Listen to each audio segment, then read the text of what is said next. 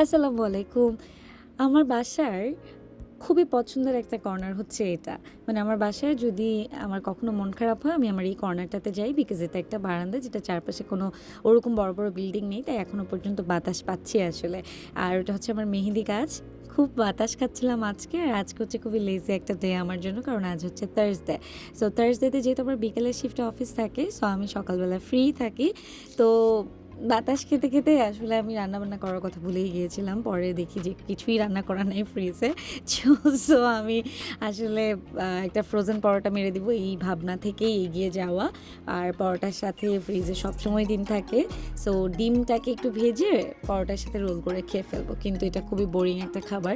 So এটাকে একটু yummy করার চেষ্টা করছিলাম। আর সেই জায়গা থেকে একটু ডিমের মধ্যে ব্ল্যাক পেপার অ্যাড করে একটু বাটারে ডিমটা ভেজে নিয়েছি সো দ্যাট ডিমটা একদম সফট হয়। কারণ বাটারে ভাজলে আসলে ডিমটা নরম থাকে এবং যখন আপনি এটা র্যাপ করে খাবেন তখন সেই র্যাপটাও খুব সুন্দর একটা মানে স্মেল আসে। আর ফ্রিজে মায়োনিজ ছিল, মায়োনিজ এবং শ্রীরাচারের যে সসটা আছে সেটা দিয়ে আমি একটু গার্নিশ করে নিয়েছি পরোটাটা।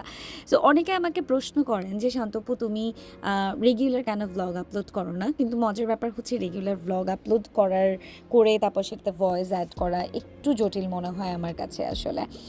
তো এটার জন্য খুব একটা করা হয় না। কিন্তু বৃহস্পতিবার দিনটাতে যেহেতু আমি খুবই মানে সকালের টাইমটা আমি একদমই ফ্রি থাকি, আমি আসলে ওই টাইমটাতে ঘুমাই। আর যারা আমাকে দেখেন যে বৃষ্টি বাদল সব কিছুতেও আমি সকালে অফিসে আসি, আমি তাহলে ঘুমাই কখন? সত্যি কথা বলতে কি আমি আসলে কম ঘুমাই, কিন্তু বৃহস্পতিবারের দিনটাতে আমি আমার ঘুমটাকে কাভার করে ফেলি। সো এখনও যেমনটা দেখছেন যে আমি ঘুম থেকে উঠে এসে আসলে ফাইনালি আজকে যেহেতু আমার ভাত রান্না করা নাই, তো আলাদা করে ভাত রান্না করতে খুবই কষ্ট লাগছিল। এটার জন্য আজকে এই চটজলদি খাবার। আর ফ্রিজে কালকে রাতে আনা ছিল ক্যাশনাট সালাদ, সেটাও একটু অ্যাড করে নিয়েছি সো দ্যাট এই র্যাপটা খেতে খুব একটা খারাপ না লাগে আসলে। একটু শর্মার মতো হয়েছে।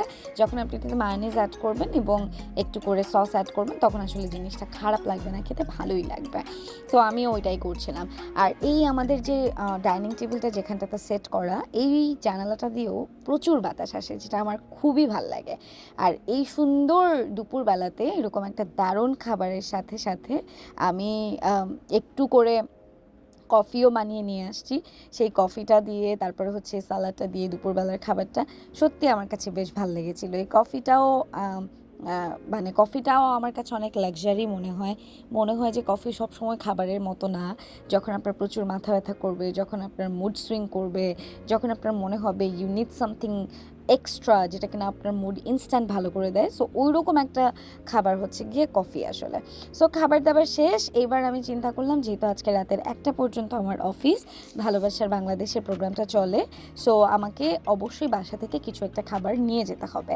সো এটার জন্য বাসায় এক্সট্রা কোনো বক্স ছিল না, তো আমি আলোকনন্দার এই স্টোরেজ বক্সটা নিয়ে এসেছি যেটা হচ্ছে 460 ml এর একটা বক্স।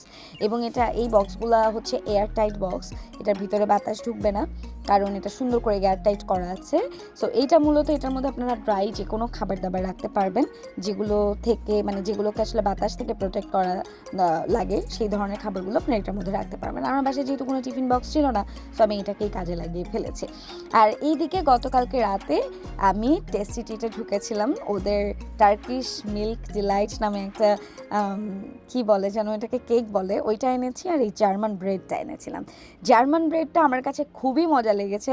অনেকেই জার্মান ব্রেড খেয়েছেন, আবার অনেকে খাননি। যারা খাননি তাদেরকে বলবো অবশ্যই নিয়ে আসবেন, কারণ সকালে নাস্তার সাথে বিকেলে চায়ের সাথে এই জার্মান ব্রেডটা খুবই মজা লাগে। সো আমি একটা কর্নার করে একটা স্লাইস কেটে নিয়েছি। এটা আমার কাছে খুবই মজা লেগেছে, বিশ্বাস করেন। ভিতরে মোরব্বা দেওয়া আছে এবং অনেকে বলেন না যে মিষ্টি মানে একদম রুটি তো খেতে ভালো লাগে না, সো একটু মিষ্টি মিষ্টি যে কোনো খাবারই কিন্তু মজা লাগে। তো ওই জায়গা থেকেও আমার এটা খুবই ভালো লেগেছে। আপনারা দেখবেন এই যে দেখেন মোরব্বা দিয়ে ভর্তি, ভিতরে একটু মিষ্টি মিষ্টি লাগে, সর্ট অফ হানিকম্বের মতো একটা টেস্ট, কিন্তু হানিকম্বের মতো এতটাও মিষ্টি না আসলে। সো এটা আমার কাছে খুবই ভালো লেগেছে। আমি একটা স্লাইস নিয়ে নিয়েছি, সাথে কিছু ক্যাশনাট নিয়ে নিলাম এবং সাথে নিলাম এটা কালকে রাতে বানিয়ে রেখেছিলাম, এটা হচ্ছে ড্রাগনের জুস। তারপরে নিয়ে সুন্দর করে অফিসে চলে আসছি। আস্তে আস্তে দেখলাম ভালোই বৃষ্টি পেয়েছি, বৃষ্টিটাকে এনজয় করতে চলে আসলাম। এবং আপনারা কি চান আমি রেগুলার ব্লগ করি? আমাকে অবশ্যই তাহলে কমেন্ট করুন। Thanks for watching.